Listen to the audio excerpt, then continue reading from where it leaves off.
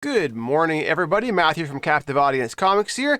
It has been a minute since we did an updated video, and that's mostly because all of our orders that are currently at CGC, well, almost all of our orders, are just sitting there in the grading queue and have been sitting there for months.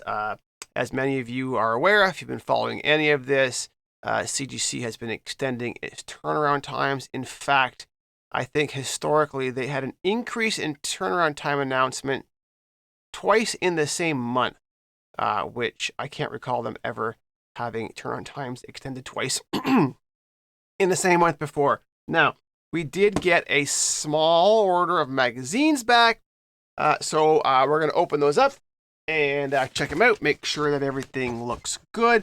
I'm not anticipating any issues with magazines. I don't think we've ever had any issues around magazine cases, really. In the past, because obviously they use a thicker case, and any inner wells obviously are using the much thicker inner wells, so there shouldn't be issues around that.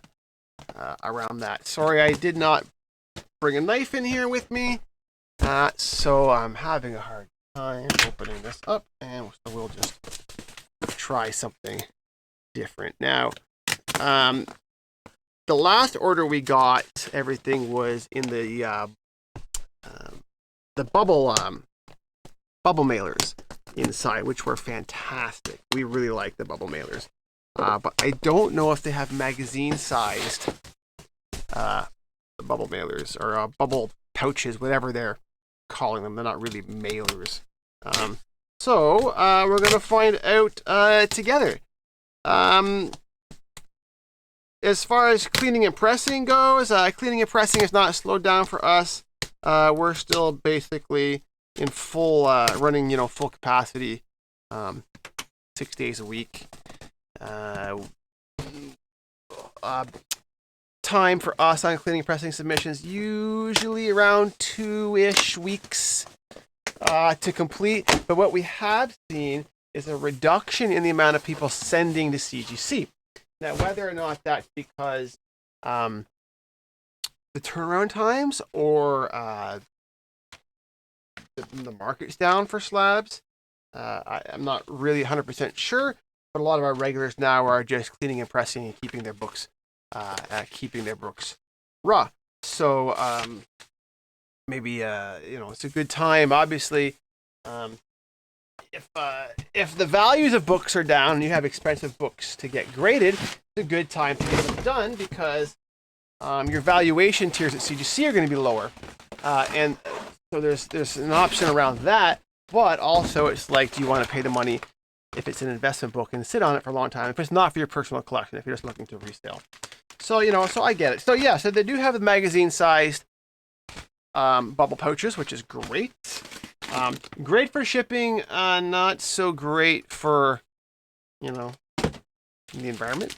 But I suppose that's a better option than having to send stuff back and forth to get repaired because it got damaged. Now you got to ship it twice, and then you pay all of those fees around that. So there's some pretty cool books here. We have a Vampirella. Now, I don't have my overhead camera set up because this is just a small submission, but we got a Vampirella #2 in a 9.0. This is a really nice book to work on. It has a fairly large color breaking spine crease on the side there, maybe half a centimeter. Got like some color scraping on the top edge, and color breaks in the back, and it's got color rub on the rear spine. So I think that's where we thought this would be. I think maybe we thought could be a 9.2, but that's always a bit of a gamble.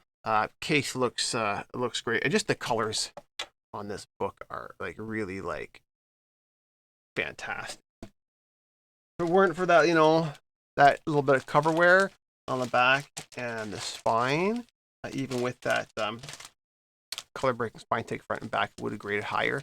So but yeah, still a fabulous looking book. Then we have a This is Creepy #1 by Warren Publishing from 1964. Again, you can see how great the colors and everything are. So a 9.2. This book has actually very similar issues with the book as the other one did, and you can see this one got a 9.2. Now it's possible because the color break on the front is in a yellow and not in a black, that maybe that is just the visual difference. And the case is in case is in good condition. And then we've got one other one in this. Creepy #3 as well. You can see again, beautiful book, 9.4, 1965. This book doesn't have the color breaking spine creases that the other ones have. It has, rounded corners. It has a little corner, you won't be able to see it. It's so small. There's a little tiny color break on a corner crease. There looks like there's a little, some tiny little flexive color missing on the bottom edge. But without those color breaking spine bends, we got the 9.4 on that.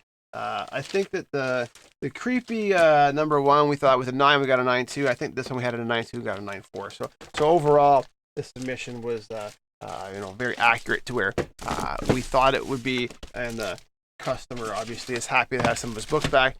He has other books back stuck in the vintage black hole that CGC is currently experiencing.